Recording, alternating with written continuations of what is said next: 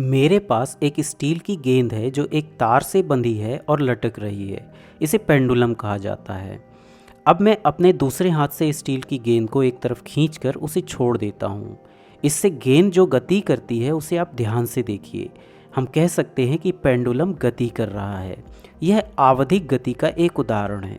इसे आवधिक गति इसलिए कहते हैं क्योंकि इस स्थिति में स्टील की गेंद प्रत्येक कुछ समय बाद अपनी गति को दोहराती है।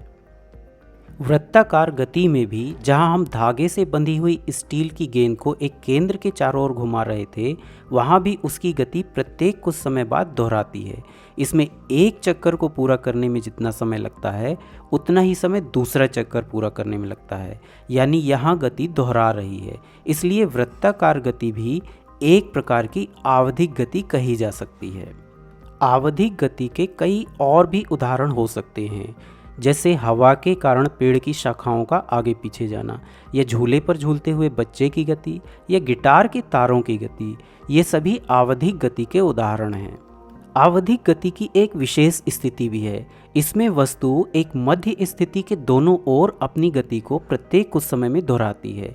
जैसे एक पेंडुलम के मामले में जब स्टील की गेंद आगे पीछे गति करती है, तब हम देखते हैं कि यह गति एक मध्य स्थिति के दोनों ओर है। यह मध्य स्थिति बीच में है। यहाँ स्टील की गेंद अपनी मध्य स्थिति के दोनों ओर गति कर रही है। इस प्रकार की गति को दोलन गति कहते हैं।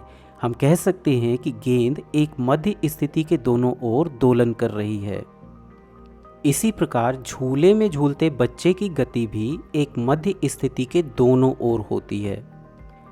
अब आइए एक और उदाहरण देखें। आइए एक स्लिंकी का उदाहरण लेते हैं। मैं चाहता हूं कि आप इस स्लिंकी के निचले सिरे को ध्यान से देखें। आप देख सकते हैं कि निचला सिरा कैसे ऊपर और नीचे की ओर गति कर रहा है। इसलिए यहाँ भी हम कह सकते हैं कि यह दोलन गति कर रहा है।